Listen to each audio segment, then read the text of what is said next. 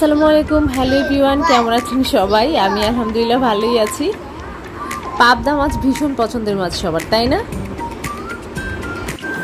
খুব স্বল্প সময় পাবদা মাছ কিভাবে রান্না করা যায় এবং ভীষণ মজা করে করা যায় সেটাই আপনাদের দেখাবো। কি কালারটা দেখে খুব লোভনীয় লাগছে না? জি, দেখতে যেরকম লোভনীয় লাগছে খেতেও কিন্তু ততটাই সুস্বাদু হয়েছে। এই মজাদার মাছটির রেসিপি নিয়ে খুব জলদি আনের হাতে রাঁধুনি আপনাদের সামনে হাজির হবে। আপনারা অপেক্ষা করতে থাকুন আর আমি প্লেট সাজিয়ে নিয়ে বসি। এই দেখুন, সাদা ভাতের সাথে পাবদা মাছ আর ঝোল, এটা দিয়েই আমি কিন্তু আমার সবটুকু ভাত খেয়ে নেব। এই একটি আইটেম থাকলে আপনার কিন্তু আর কিছুই লাগবে না ভাত খাওয়ার জন্য। একদম ভরা প্লেটে ঝোল ভর্তি করে নিয়ে আমি খেতে বসে পড়েছি।